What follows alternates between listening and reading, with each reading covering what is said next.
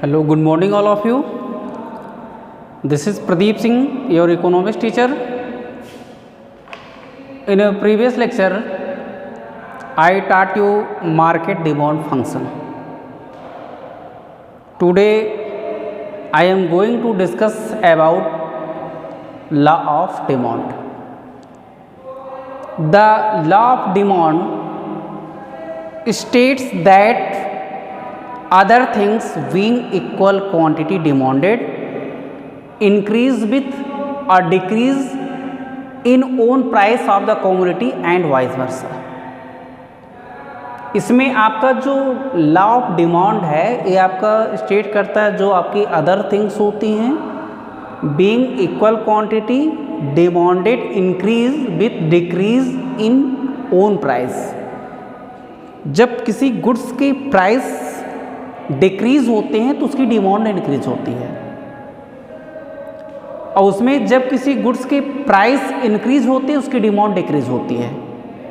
Means in other words there is an inverse relationship between quantity demanded in other words it is shows that inverse relationship there is an inverse relationship between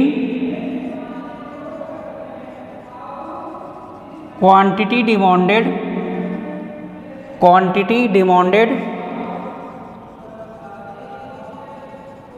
and its own price।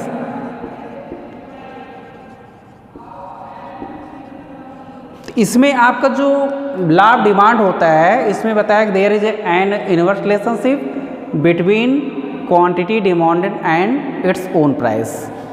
अब इसमें देखते हैं कि जैसे हम other things होती है remaining constant होती है। इसमें आपकी जो अदर थिंग्स होती हैं अदर थिंग्स और remaining constant the terms other things being equal implies that all the other determinants. जो आपकी अदर थिंग्स होती हैं ये आपकी इम्प्लाइज करती हैं जो आपके अदर डिटरमिनेंट्स होते हैं। अब इसमें आपका कह सकते हैं other determinants of the demand other than own price of the commodity remain constant. जैसे इसमें आपका ओन प्राइस होता है कमोडिटी का जो ओन प्राइस होता है ये आपका रिमेन कांस्टेंट होता है। तो इसमें आपका जो लॉ ऑफ डिमांड होता है law of demand states that other things remaining constant there is an inverse relationship between quantity demanded and own price of the commodity। तो इसमें आपके जो क्वांटिटी डिमांडेड होते हैं और own price of the commodity इन दोनों में इनवर्स रिलेशनशिप होता है।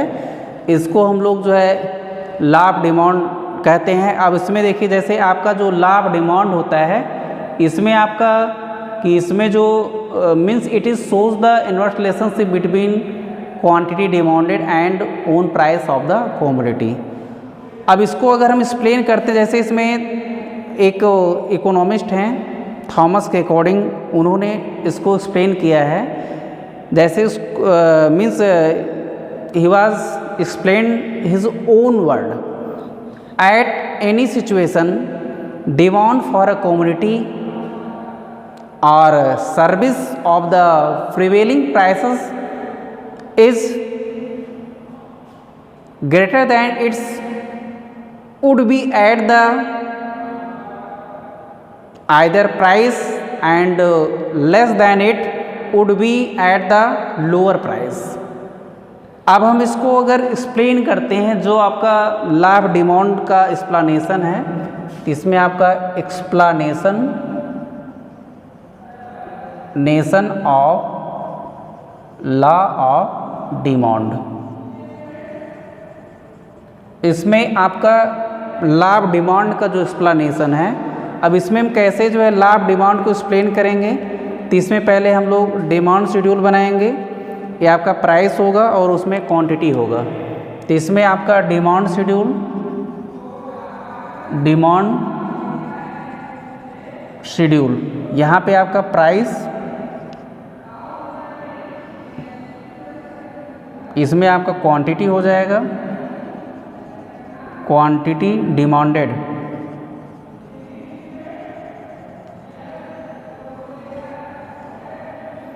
यहाँ पे आपका px हो जाएगा, ये आपका px है और ये आपका qx है। qx होगा इसको हम लोग यूनिट में मेजर करेंगे और px होगा इसको मेजर करेंगे प्राइस।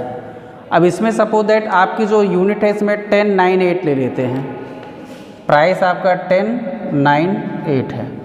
अब इसमें हम लोग क्वांटिटी जो परचेज करते हैं वो आपकी 100, 150, 100, 150, 200 क्वांटिटी परचेज करते हैं।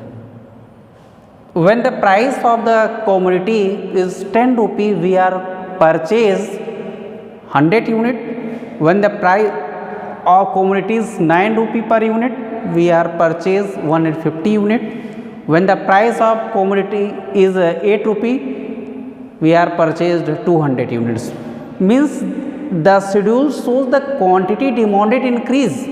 जैसे आपका जो डिमांड शेड्यूल है इसमें आपके demand schedule it is shows the quantity increases, जो आपका क्वांटिटी डिमांड है वो आपका इंक्रीज हो रहा है। When the price of own commodity reduces, जैसे इसमें आपका प्राइस ऑफ ओन कमोडिटी आपका रिड्यूस हो रहा है, क्वांटिटी डिमांडेड आपका इंक्रीज हो रहा है। तो इसमें likewise the quantity demanded increase from 150 to 200। जैसे इसमें आपका जो जैसे क्वांटिटी डिमांडेड आपका इंक्रीज हो रहा है 150 200 units, when price of own commodity reduces 9 from 9 rupee to 8 rupee, means when the quantity demanded increases 150 to 200. In this case, when the price of commodity reduces from 9 rupee to 8 rupee, जब इस commodity का price reduce हो रहा है 9 रुपी से 8 रुपी reduce हो रहा है, तो उस कंडीशन में इसकी जो क्वांटिटी डिमांडेड है इंक्रीज होगा 150 टू 200। अब इसको हम ग्राफ के अकॉर्डिंग, जैसे डायग्राम के अकॉर्डिंग अगर रिप्रेजेंट करें तो इसमें हम देखेंगे कि आपका जो डायग्राम होगा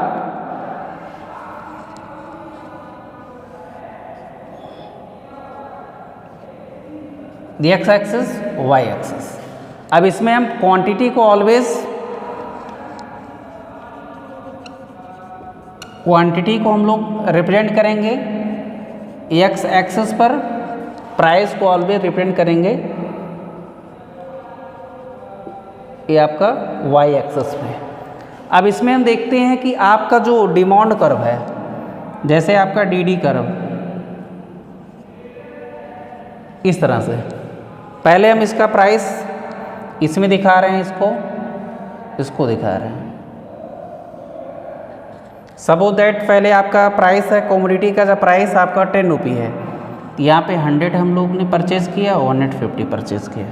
ये आपका 10 रुपी है, फिर ये आपका 9 रुपी है, फिर यहाँ पे अगर 8 रुपी होगा तो इसका यहाँ पे होगा। इस तरह से आप इसको रिप्रेजेंट करेंगे। अब इसमें आपका जो Q1, सपोज दैट है आपका Q1, Q2, Q3 एक्सेट्रा, इसको ले लेंगे क्वांटिटी जो आपका है। तो इसमें आप देखते हैं कि जो डिमांड कर्व का जो स्लोप होता है डाउनवर्ड है, सोज इनवर्स रिलेशनशिप। मीन्स आपका इसमें डिमांड कर्व का जो स्लोप है आपका डाउनवर्ड है, so it is represent the inverse relationship. तो इसमें आप राइट करेंगे the slope of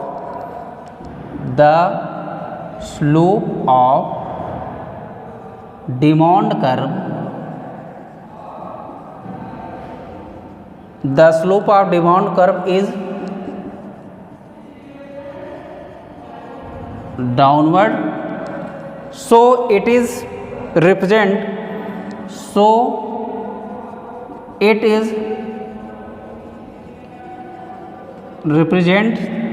inverse relationship।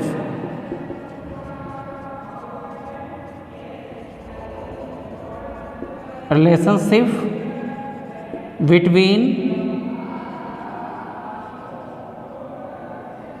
price of quantity,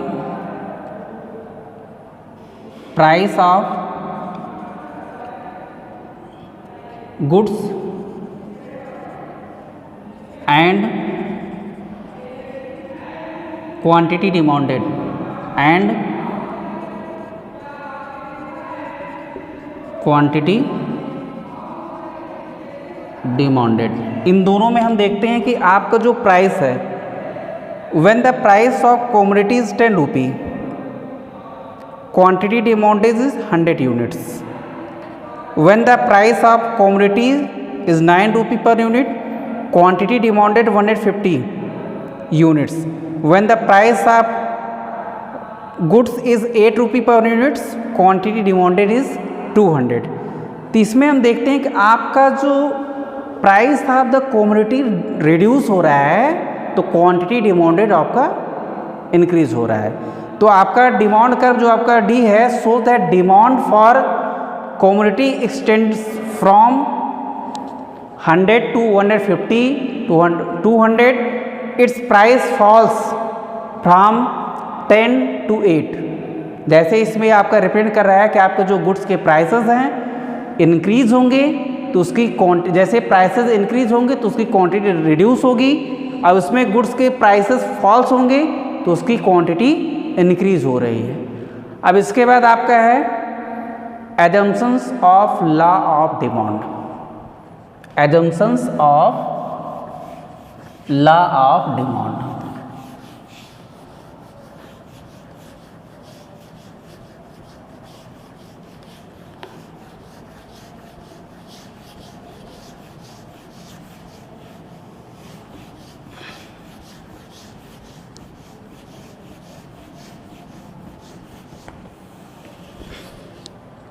Assumptions of law of demand।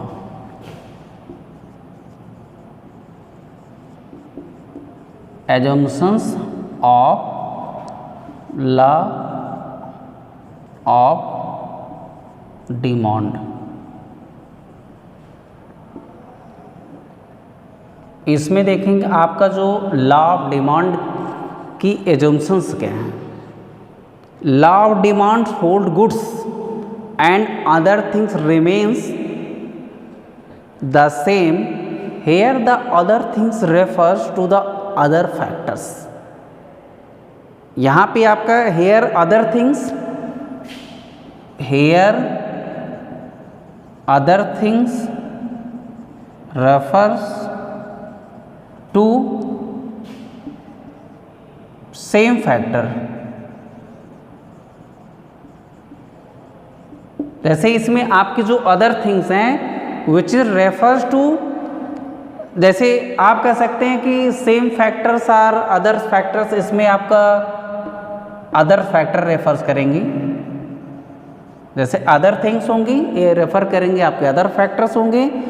तो इसमें जैसे other than own price of the commodity, इसमें आपका other than the own price of the commodity को रेफर करेगा। तो इसमें आपका कह सकते हैं other than the own price of commodity, price of commodity. अब इसमें आपके वेरियस जैसे एजम्पशंस हैं, तो आपके अगर इसमें हेयर अदर थिंग्स जो है रेफर करेंगे अदर फैक्टर्स, तो उसमें आपके other than own price of the commodity होगा। मीन्स जैसे अदर थिंग्स रिमेनिंग कॉन्स्टेंट्स, जो आपकी अदर थिंग्स होंगी, other things remaining constant, other things remaining constant, other things remaining constant.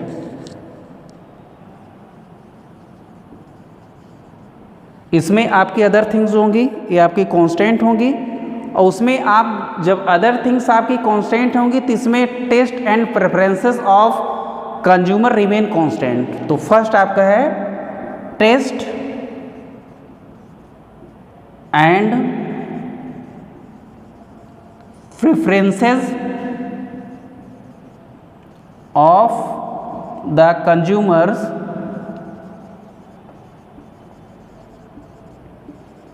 remain constant। अगर इसमें means when other things are remaining constant, so taste and preferences of the consumers remain constants। जैसे इसमें आपका जो consumer के उसमें test and preferences होंगे वो भी कांस्टेंट्स होंगे। Means there is no change in income of the buyers, there is no change income of the buyers or consumer. इसमें आप राइट कर सकते हैं कि there is no change income of the buyers और कंज्यूमर। इसमें consumer की कोई इनकम में कोई भी चेंजेस नहीं होता है, या आपका जो बायर्स होता है उसकी भी इनकम में कोई चेंजेस नहीं होता है। अब इसमें नेक्स्ट इसकी जो एजम्पशंस हैं, इसमें आपका price of the related goods do not change. Price of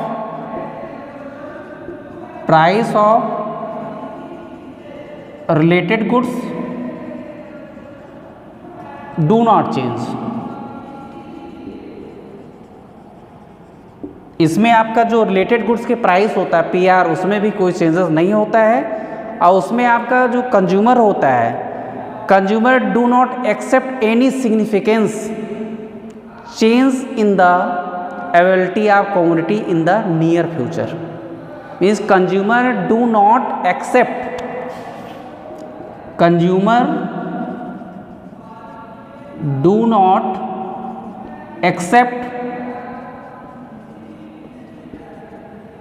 इसमें कह सकते हैं कि आपका जो कंज्यूमर कोई भी उसमें चेंजेस, कोई भी उसमें एक्सेप्ट नहीं करता है। जैसे any significance change in the commodity,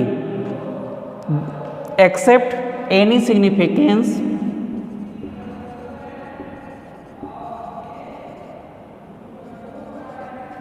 of the commodity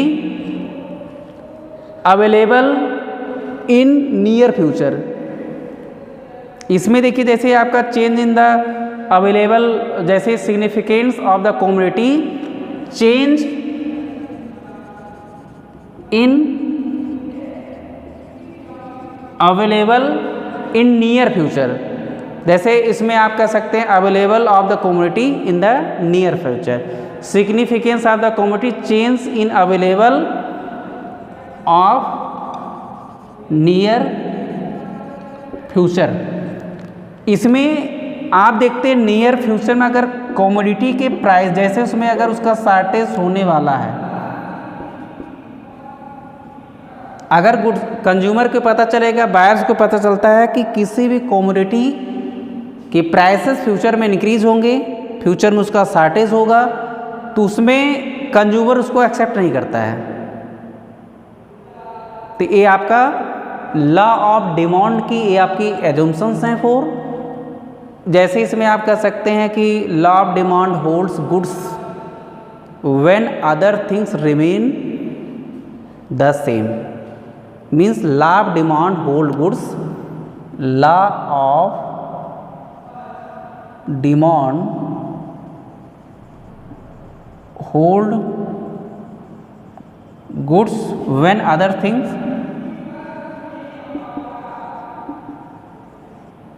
same. अगर इसमें अदर थिंग्स सेम होगी तो उसमें आपका लॉ ऑफ डिमांड होता है, गुड्स को होल्ड करता है। अगर उसमें देखेंगे इसमें लॉ ऑफ डिमांड जो, अगर उसमें अदर गुड्स के जो प्राइसेस हैं सेम नहीं होंगे, so law of demand not holds the prices of the commodity.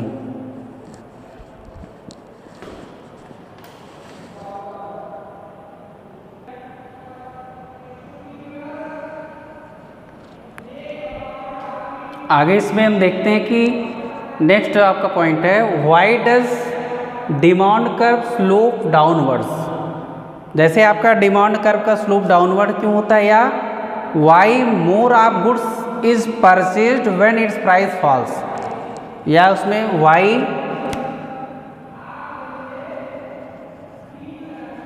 More goods purchased when its price falls, when its price falls।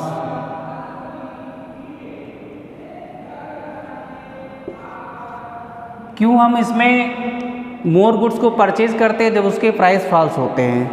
तो इसमें आपके देखेंगे जो आपका डिमांड कर्व का जो स्लोप होता है, इसमें downward slope demand curve indicates the more it purchase in response to fall of the price. तो इसमें आपका जो डाउनवर्ड स्लोप होता है डिमांड कर्व का, ये आपका डिमांड कर्व का डाउनवर्ड स्लोप रिप्रेजेंट करता है, इंडिकेट करता है more in purchase response in fall in the price, कि जब गुड्स के प्राइसेस डिक्रीज होंगे तो मोर क्वांटिटी परचेज कीजिए। इसमें आप देखेंगे there is inverse relationship between price of the commodity and quantity demanded. There is inverse relationship, there is inverse relationship between quantity demanded and its own price of the and its own price of the commodity। जैसे commodity के जो own price हैं और उसमें आपका जो quantity demanded है, इन दोनों में इनवर्स रिलेशनशिप है। अब इसमें देखेंगे आपका 4 रीजन्स होता है। पहले आपका है law of diminishing marginal utility, इसमें आपका 4 रीजन्स हैं। फर्स्ट है law of diminishing marginal utility.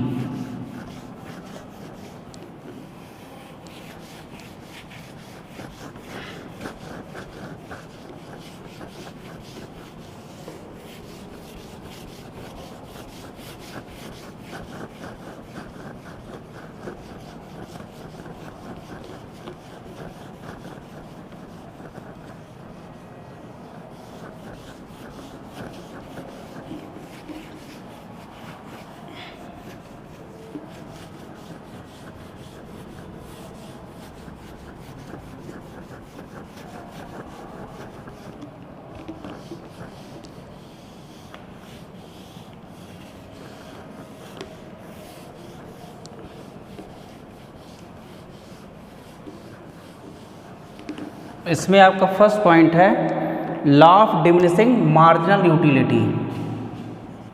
Law of diminishing marginal utility, marginal utility. इसमें आपका जो देखेंगे कि आपका जो लॉ ऑफ मार्जिनल यूटिलिटी है, according to this law consumption of commodity increases. जैसे इस लॉ के अकॉर्डिंग देखते हैं कि आपके जो कमोडिटी का कंजम्पशन इंक्रीज होता है, marginal utility is successive unit goes on diminishing. आपकी जो मार्जिनल यूटिलिटी होती है, ईच सक्सेसिव यूनिट्स जो होती है goes on diminishing according to every additional unit to be purchased, the consumer is willing to pay less and less price। जैसे आप देखते हैं कि जो लॉ ऑफ मार्जिनल यूटिलिटी है उसके अकॉर्डिंग देखते हैं कि आपका जो कंजम्पशन ऑफ द कमोडिटी है इंक्रीज होता है।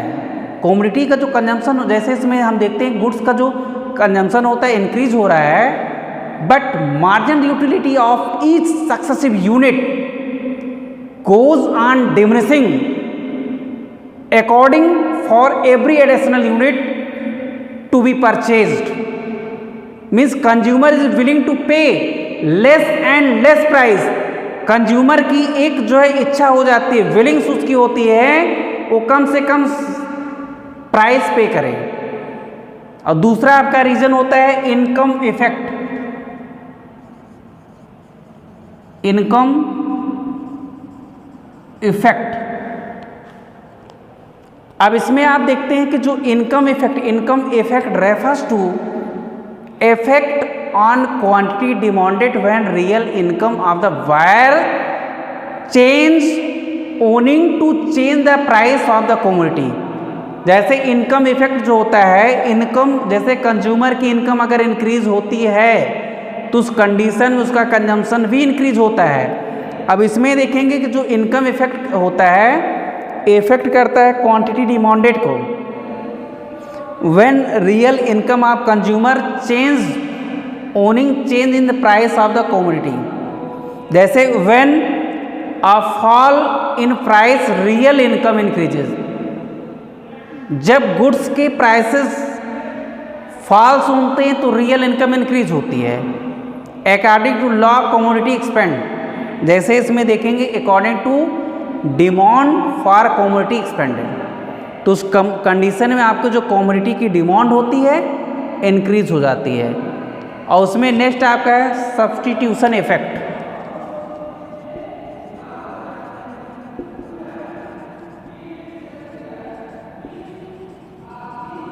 सब्स्टिट्यूशन इफेक्ट, सब्स्टिट्यूशन इफेक्ट में आप देखते हैं substitution effect refers to substitution of commodity for the same for the other when becomes relative cheaper. जैसे आपके जो सब्स्टिट्यूशन गुड्स में आप देखते हैं कि अदर गुड्स के प्राइसेस जो है चीपर है उस गुड्स की अपेक्षा, तो उसमें हम जैसे सपोज दैट कॉफ़ी और टी का अगर एग्जांपल लेते हैं तो T cheaper than the coffee, तो हम लोग कॉफ़ी की डिमांड कम हो जाए क्योंकि उसके प्राइस हाई होते हैं, टी को ज़्यादा प्रेफर करेंगे। जैसे इसमें देखेंगे आपका suppose that commodity X falls, it becomes too cheaper in the relation to commodity Y. अगर इसमें देखते हैं गुड्स एक्स का जो ओन प्राइस है, suppose that the price of goods X is falls and so goods X is cheaper to relation of the commodity y, means x is substituted for y। x हम लोग substitute करेंगे y के लिए, means it expansion of demand due to substitution effect. जैसे आप देखते हैं two commodities हैं, कमोडिटीज़ x एंड y हैं। अब इसमें देखते हैं कि कमोडिटीज़ y की वैल्यू जो है कमोडिटी x से चीपर है, तो कंज्यूमर सब्स्टिट्यूट करेगा, गुड्स वाई को परचेज करेगा, उसकी डिमांड इंक्रीज होगी। नेक्स्ट आपका है size of consumers group. Next point है साइज ऑफ कंज्यूमर्स ग्रुप। इसमें आपका कंज्यूमर का जो ग्रुप होता है उस पर भी डिपेंड करता है। अब इसमें suppose that when the price of commodity falls, there are more buyers can afford to buy it according to demand of commodity expanded। तो इसमें हम डिमांड ऑफ कमोडिटी एक्सपेंडेड जब हम देखते हैं साइज ऑफ कंज्यूमर ग्रुप, जैसे इसमें आपका प्राइस ऑफ कमोडिटी फॉल्स होता है, size of more buyers can afford to buy, तो उसमें आपका क्रेता ज़्यादा हो जाएंगे, गुड्स को परचेज करने वाले ज़्यादा हो जाएंगे। तो इसमें हमारा देखते हैं कि जो रूल्स है, जैसे इसमें डिमांड फॉर कमोडिटी एक्सपेंडेड का इसमें रूल फॉलो होगा। नेक्स्ट आपका है डिफरेंट यूजेस, या आप कह सकते हैं कि डिफरेंट यूजेस में हम